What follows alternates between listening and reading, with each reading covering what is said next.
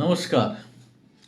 Network marketing সম্পর্কে একটা ধারণা আছে বা একটা প্রচলিত কথাও রয়েছে যে আপনি যদি আপনার জীবনের নেটওয়ার্ক মার্কেটিংয়ে প্রথম ২ থেকে ৪টি বছর কঠোর পরিশ্রম কঠোর পরিশ্রম এবং স্যাক্রিফাইস ইত্যাদির মধ্য দিয়ে নিজেকে নিয়ে যেতে পারেন, তাহলে পরবর্তী জীবনটা আপনার কাছে কিন্তু ভীষণ আনন্দদায়ক এবং সুখদায়ক হবে। অর্থাৎ এই কয়েকটা বছর যদি আপনি আপনার আরাম, আয়েশ, আনন্দ, ফুর্তির সেই সব জায়গাগুলো যেগুলো কিনা সময় নষ্ট করে দেয়, যদি সেগুলো আপনি ত্যাগ করতে পারেন, সেই শখ আহ্লাদগুলো যদি আপনি ত্যাগ করতে পারেন, তাহলে বাকি জীবনটা কিন্তু আপনি আপনার জীবনে যা, যা চাইবেন, সমস্ত সুখ, সমস্ত সম্পদ, সমস্ত স্বপ্ন বা আহ্লাদ বা শখ যা আছে সব পূরণ করতে পারবেন। কথাটা সত্যি। কথাটা সত্যি এই কারণেই বলব, অ্যাকচুয়ালি খুব কম মানুষে এরকম আছে, এগুলো শুনেছে সবাই, কিন্তু খুব কম মানুষই আছে এগুলোকে বিলিভ করে এবং বিলিভ করার পর সেটাকে মেনটেন করে বা মেনেও চলে। নেটওয়ার্ক মার্কেটিংয়ে বহু মানুষ কাজ করে। আমি এটা আমার অভিজ্ঞতায় দেখেছি। কাজ তো বহু লোকই করে। অনেকে সফলও হয়, বেশ করে সফল হওয়ার পর আবার তারা কিছুটা ব্যাকেও চলে যায়। অর্থাৎ অনেক পরিশ্রম করার পরেও দেখা যায় কেউ কেউ অসফল। পাশাপাশি এক্সাম্পল হিসেবে যদি দেখা যায়, কিছু মানুষের কিন্তু দারুণ সফল হতেও দেখা যায়। এখন প্রশ্ন হচ্ছে, কিছু মানুষ সফল হয়, অনেক মানুষ সফল হয় না কেন? তো যারা সফল হয় না তারা ন্যাচারালি স্বাভাবিকভাবেই তারা দোষ দেয় সিস্টেমকে, আপলাইনকে, কোম্পানিকে, আশপাশের সমস্ত কিছুকে। কিন্তু কখনো নিজের মধ্যে একবারও তাকিয়ে দেখে না যে একই কোম্পানি, একই প্ল্যান, একই প্রোডাক্ট, একই সিস্টেম, একই আপলাইন, তাহলে কেউ সফল হয়ে গেছে, আমি হতে পারিনি কেন? তার কিছু কারণ আমি আপনাদের সঙ্গে শেয়ার করব। প্রথমত আমি বলবো, যখনই এরকম কোনো সিচুয়েশনের মধ্যে দিয়ে আপনি যাবেন, সবার আগে বিশ্লেষণ করুন নিজের কাছে। নিজেকে আত্মবিশ্লেষণ করা ভীষণ জরুরি।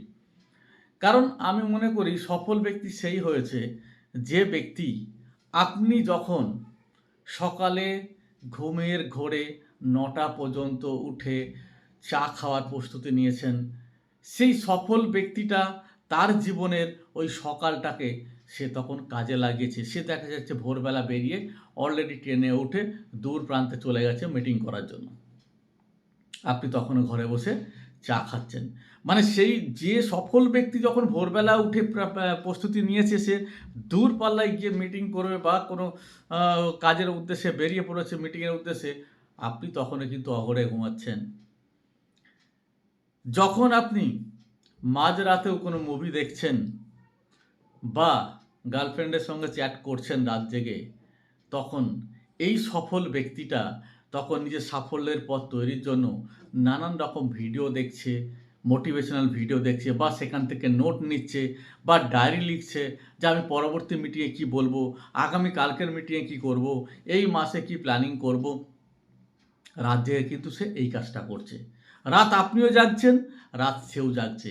কিন্তু দুজনের রাত জাগার মধ্যে অ্যাকশান কে কী করছে, তারই কিন্তু রিঅ্যাকশান পরবর্তীকালে পাওয়া হবে।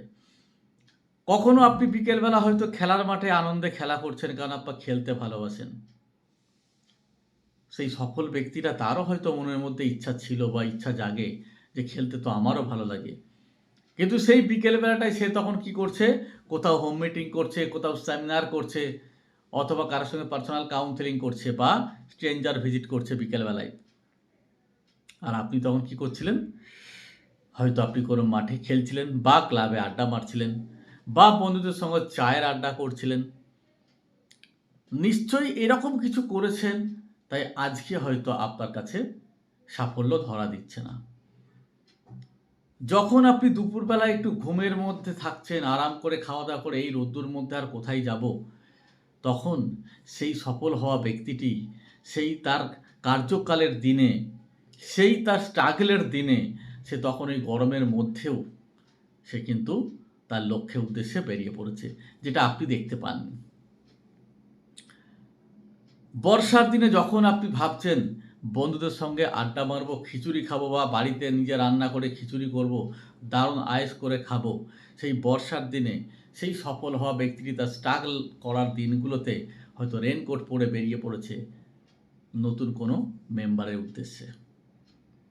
তাই ছোট্ট ছোট্ট স্ট্রাগল, ছোট্ট ছোট্ট স্যাক্রিফাইস আপনি কি করেছেন?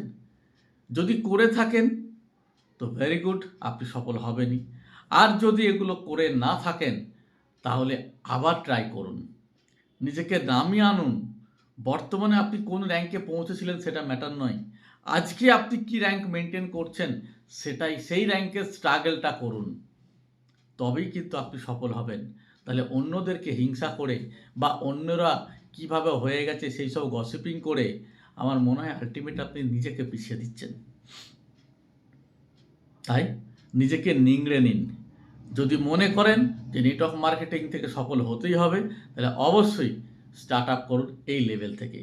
সকালের ঘুমটাকে আরও ভোরে নিয়ে চলে আসুন, যে আর বেলা পর্যন্ত ঘুমাবো না, ভোরবেলা বেরিয়ে পড়ব।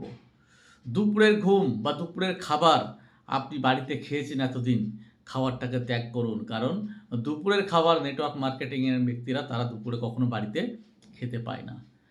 রাতের ঘুম দেরিতে হবে, কিন্তু সেই দেরিটা হবে বুকস পড়ার জন্য, নোট করার জন্য, স্ট্র্যাটেজি করার জন্য, বা মেম্বারদের সঙ্গে ভিডিও কলিং করার জন্য, মিটিং করার জন্য।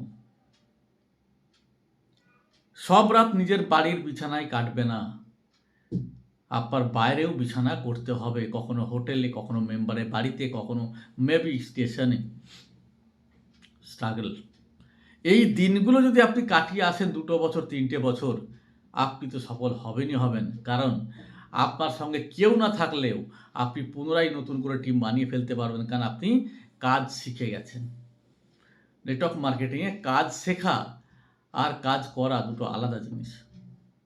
কাজ যেটা করছেন সেটা সঠিক কিনা তার বিচার কে করবে?